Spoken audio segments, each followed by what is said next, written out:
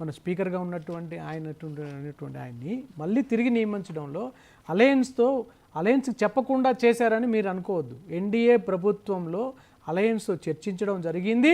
Alliance యొక్క ఉన్నటువంటి majority పార్టీల నిర్ణయం తీసుకోవడం జరిగింది.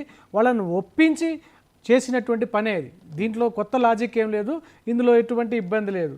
ఇక మీరు అంటే అనేక ఊహాగానాలు బయట వినిపించినాయి. ఇది స్పీకర్ పోస్ట్ పలానా పార్టీకి ఇస్తున్నారు, పలానా పార్టీకి. అదే సార్, ఇప్పుడు ఏదైనా సరే అఫీషియల్గా ఏదైనా సరే పేరు ప్రతిపాదించి పలానా పార్టీకి ఇస్తామని చెప్పి తీసేసి మళ్ళీ ఇట్లా జరిగినటువంటి వైనం ఏం కాదు కదా.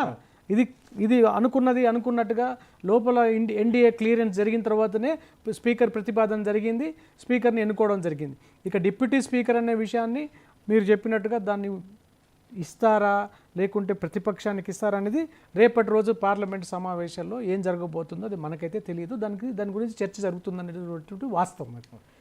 కాంగ్రెస్ పార్టీకి ఇస్తారా లేకుంటే మన అలయన్స్లో ఉన్నటువంటి ఇస్తారా అనేటువంటి ఆ వార్త ఇంకా బయటికి రాలేదు. అఫీషియల్ న్యూస్ అయితే బయటకు రాలేదు. దాని మీద మనం చర్చ చేయడం కూడా కరెక్ట్ కాదని 2019 నుంచి 24 మధ్యలో అసలు డిప్యూటీ స్పీకర్ అనే పోస్టే లేకుండా. అదే సార్, ఇప్పుడు మీరు ఏదైతే ఇండి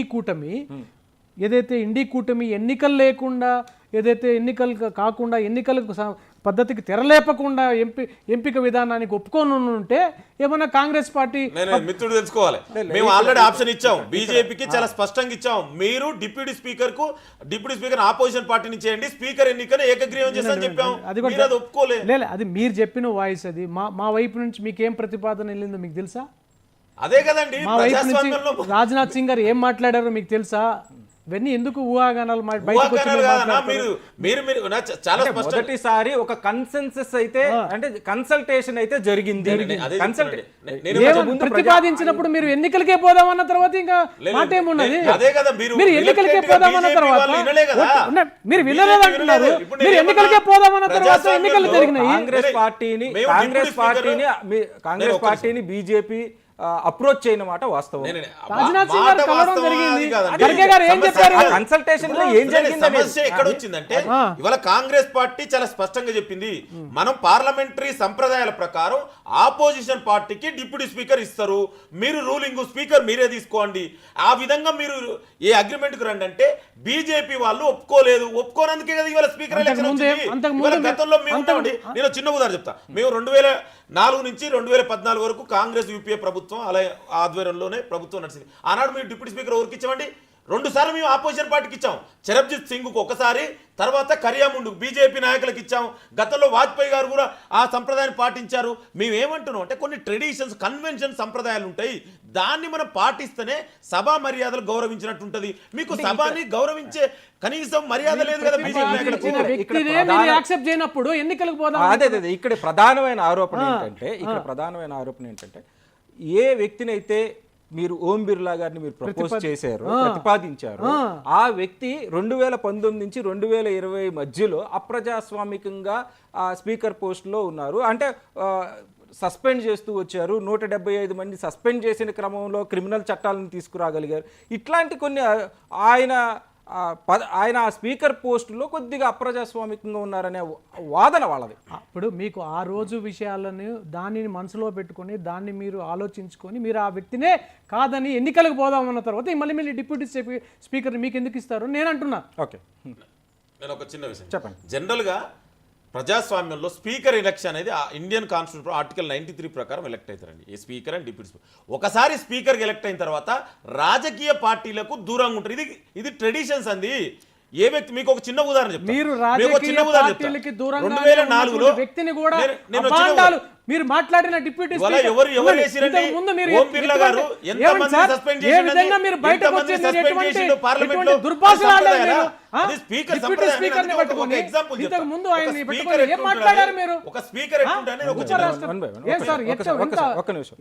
ఆయన చెప్పనండి, ఆ తర్వాత మీరు హేళనగా మాట్లాడారు సార్. మీరు అసలు సాంప్రదాయాలు మీరు పాటించారా?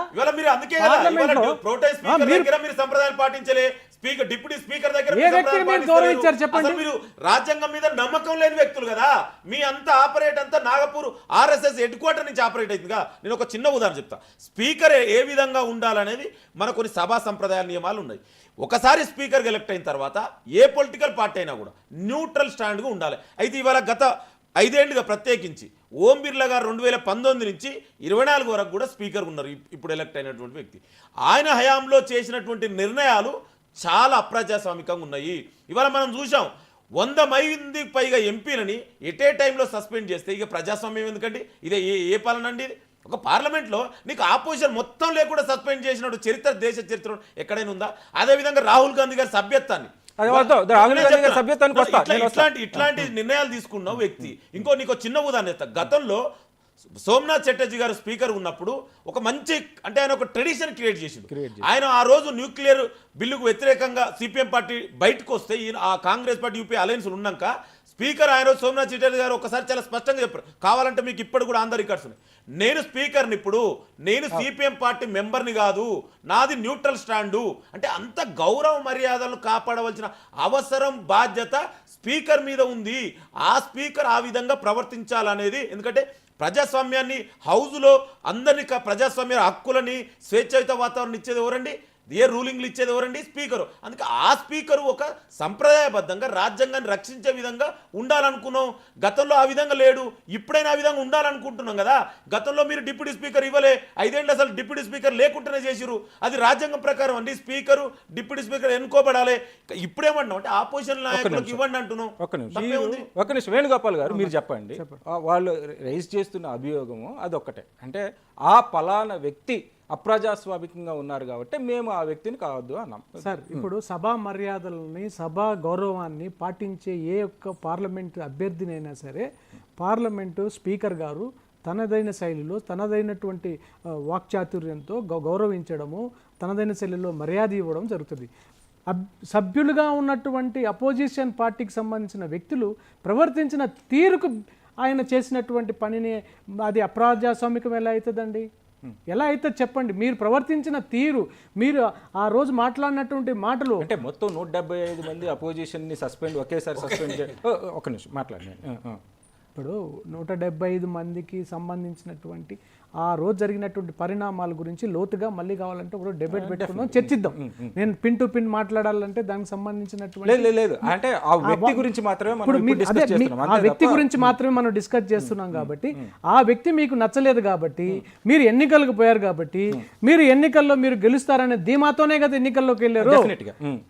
మరి ఇక్కడ ఎన్నికలు, సభా సాంప్రదాయాలకు, ఎన్నికలకు సంబంధించి చెక్స్ అండ్ బ్యాలెన్సెస్ కోసమే మేము వెళ్ళాము అని వాళ్ళు చెప్తున్నారు. అదే సార్, అయిపోయిన తర్వాత ఒక రామాయణం, అయిపోక ముందు ఒక రామాయణం ఉంటుంది. వాళ్ళు అదే వాళ్ళ రామాయణం అంతా అట్లనే ఉంటుంది. ఇప్పుడు గుడ్డ కాల్చి బట్ట కాల్చి పైన వేయడం అన్నమాట కాంగ్రెస్ పార్టీ చరిత్ర. బట్టగాల్చి పైన వేయడం అనేది వాళ్ళకి చరిత్ర. వాళ్ళ యొక్క వాసన తెలియకుండా ఎదుటి వాళ్ళ మీద బట్టగాల్చేస్తారనమాట. ఇప్పుడు ఆయన విషయాన్ని మీరు చర్చిస్తే, ఆయన ఈ విధంగా చేశాడు, ఆయన ఈ విధంగా ఇబ్బంది పెట్టాడు, సభా మర్యాదలు ఆ రోజు మీకు ఉన్నటువంటి సబ్జెక్ట్ను బట్టి మీకు జరిగింది. ఇప్పుడు గతాన్ని వదిలేసి ప్రస్తుత వర్తమానంలోకి రండి. గతాన్ని వదిలేసి వర్తమానంలో వద్దాము. అయితే ఇక్కడ ఇంకొక విషయం, మనం బ్యాక్ టు రాహుల్ గాంధీ గారి దగ్గరికి వద్దాం. రాహుల్ గాంధీ గారిని మీరు 2023లో పూర్తిగా పార్లమెంట్లో నుంచి దాన్ని డిస్మిస్ చేశారు. అంటే సుప్రీంకోర్టు మళ్ళీ ఆయనకి దాని కేసుని స్టే విధించడంతో మళ్ళీ ఆయనకు ఒక అవకాశం దొరికింది. ఈరోజు ఆయన మీ మధ్యలో, మీ ముందు ఒక అపోజిషన్ లీడర్గా కూర్చొని ఉన్నాడు. ద పర్సన్, అంటే ఒక వ్యక్తిని మీరు పూర్తిగా రాజకీయాల నుంచి బహిష్కరిద్దాం అనుకున్న వ్యక్తిని మళ్ళీ మీ ముందు, అంటే ప్రజాస్వామ్యంలో ఇది సాధ్యపడిందా అని మీరు అనుకుంటున్నారా, లేకపోతే సుప్రీంకోర్టు స్టే అనవసరంగా ఇచ్చిందా? సుప్రీంకోర్టు కానివ్వండి, ప్రజా తీర్పు కానివ్వండి, ప్రజాస్వామ్యంలో ప్రజల తీర్పే అంతిమ తీర్పు. సుప్రీంకోర్టు తీర్పు ప్రకారంగా కోర్టు యొక్క మర్యాదలను కాపాడాల్సినటువంటి వ్యక్తి ప్రభుత్వం పైన ఉంటుంది. సో దానికి దీనికి సంబంధం లేదు. ఆ రోజు ఆ సబ్జెక్టుకి సంబంధించి సుప్రీంకోర్టు స్టే విధించిందని మనం గౌరవించాం. ఈరోజు ప్రజాక్షేత్రంలో ఆయనకు ఒక అపోజిషన్ లీడర్ ఇచ్చిన తర్వాత ఆయన్ని కూడా ఈరోజు రెస్పెక్ట్ ఇవ్వడం జరిగింది. ఒకసారి మీరు చూడొచ్చు. డెఫినెట్గా ప్రజాస్వామ్య విధానంలో Modi opposition leader of the house ఇద్దరు కలిపి ఓం బిర్లా చిన్న వీడియో ఈరోజు వైరల్ అవుతుంది ట్విట్టర్లో, సోషల్ మీడియాలో. రాహుల్ గాంధీ గారు కనీసము ఆ సభా సాంప్రదాయాలని ఓం బిర్లా గారిని తీసుకెళ్లేదానికి కూడా వెళ్ళకపోతే అతని పక్కన ఉన్నటువంటి ఒక వ్యక్తి చెప్తున్నటువంటి వీడియో కూడా ఈరోజు ట్విట్టర్లో వైరల్ అయింది. అంటే అదే ఇక మీరు ఇట్లాంటి చిన్న ఇవే కదా మీరు సభా మర్యాదలే పాటించిన వ్యక్తులు ఆయనకి కనీసం వినండి సభా మర్యాదలు పాటించిన వ్యక్తులు స్పీకర్ ఎన్నికైన తరువాత స్పీకర్ ని నేరుగా స్పీకర్ యొక్క స్థానంలోకి తీసుకెళ్లే సందర్భంలో ప్రతిపక్ష నాయకుడిగా ఉన్నటువంటి రాహుల్ గాంధీకి నాకు కనిపించింది అయితే ఇద్దరు కలిపి తీసుకెళ్లారు. ఇద్దరు కలిసి చూపించమంటారా మీకు నేను వీడియో? ఎంత వేగ్గా ఇప్పుడు సభా మర్యాదలు ఏంటంటే సభా మర్యాదలు తెలుసుకొని వాళ్ళు ప్రవర్తిస్తున్నారు. నేను అదే చెప్తున్నాను. మరి మీకు సభ ఇంత మర్యాదలు చేస్తే హైయెస్ట్ ఎలక్ట్ అయినటువంటి సురేష్ గారిని ప్రోటెం స్పీకర్ అపాయింట్ చేయకుండా దీనికి సమాధానం చెప్పాలి. దేశ ప్రజలందరూ కూడా మోడీ గారు సమాధానం చెప్పాలి. ఇవాళ ఒక దళిత ఎంపీని 8 సార్లు గెలిచినటువంటి ఎంపీని అవమానించినటువంటి వ్యక్తి, అదేవిధంగా డిప్యూటీ స్పీకర్ ప్రజాస్వామ్యంలో పార్లమెంట్ ప్రజాస్వామ్యంలో మనం గత ట్రెడిషన్ అండి ఆపోజిషన్ పార్టీకి ఇస్తాం. మీరు ఒక్క నిమిషం ఉండండి. No, Rahul Gandhi didn't rush in to congratulate the Lok Sabha speaker, but Kiren Rijiju told him to. ఒక ట్వీట్ లో ఒక వీడియో వచ్చింది.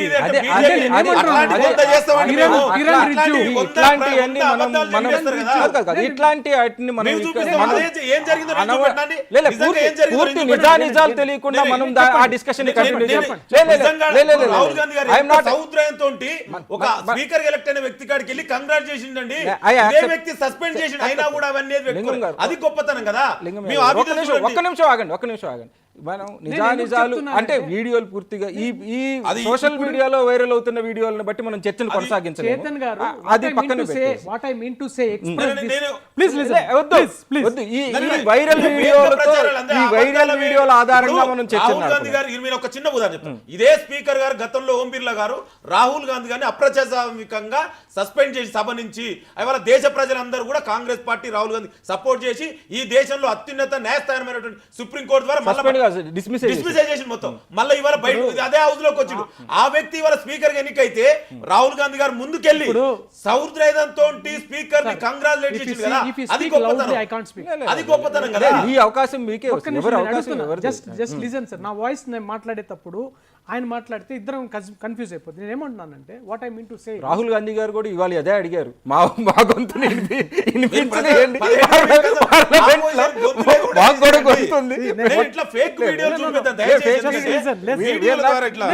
Let's not deviate the topic. మీకు నా ఇంటెన్షన్ అర్థం. What I mean to say, మీకు గత 5 సంవత్సరాలు ఇప్పుడు ఎన్నికల్లో కేవలం ఎన్నికల వరకే రాజకీయాలు ఉండాలి, ఎన్నికలు అయిన తర్వాత అభివృద్ధి ప్రజల సంక్షేమం గురించే ఉండాలంటారు మా ప్రధానమంత్రి మోదీ గారు. అదే విషయంలో మీరు గతంలో మీకు బలం లేదు కాబట్టి అపోజిషన్ లీడర్ లేదు. ఆ సందర్భంగా జరిగినటువంటి 5 సంవత్సరాలలో గాలిలో మాయమయ్యేటట్టు మళ్ళీ కొత్తగా 5 సంవత్సరాలు ప్రయాణం ప్రారంభమైంది. అవి మనసులో పెట్టుకొని మీరే రాజకీయాలు ప్రారంభించారు కాబట్టి మీకు రాజకీయాలకు చెక్ పెట్టే విధంగా ఎన్డీఏ ప్రభుత్వం కూడా చేసి ఉండొచ్చు అని నేను కులంకుశం కాదు, ఘంటాపదంగా చెప్తున్నా. అదే నేనేమన్నానంటే రాహుల్ గాంధీ గారు చేసినటువంటి ఆ ఆలోచన అనేటువంటి బయటపడిందని మీకు నేను వ్యక్తీకరిస్తున్నాను, మీకు నేను చెప్పదలుచుకున్నాను. ఇక మీరు చెప్పే పాయింట్ ఏంటంటే opposition leader, as a opposition leader ఆ స్థానాన్ని ఆయన గౌరవంగా ప్రజలు ఇచ్చినందుకు గాను ఈరోజు పార్టీకి సంబంధించినటువంటి మా ప్రియతమ ప్రధాని ఎన్డీఏ ప్రధాని మంత్రి మోదీ గారు కూడా ఆయన్ని కంగ్రాచులేట్ చేయడం జరిగింది. ఆయన్ని తీసుకొని పోయి బిర్లా గారిని సీటు యొక్క స్పీకర్ యొక్క పొజిషన్ దగ్గర కూడా తీసుకు. దట్ ఈస్ సభా సాంప్రదాయాలని ఈరోజు పాటించింది మా పార్టీ కూడా అని చెప్పి మీకు చెప్తాను. డెఫినెట్గా సభా సాంప్రదాయాలని మోదీ గారు కూడా పాటించినట్లే నాకు కూడా స్పష్టంగా కనిపిస్తుంది. ఒక నిమిషం, అందులో మనం దాన్ని రచ్చ చేయాల్సిన అవసరం పెద్దగా లేదు. ఎందుకంటే ఇద్దరు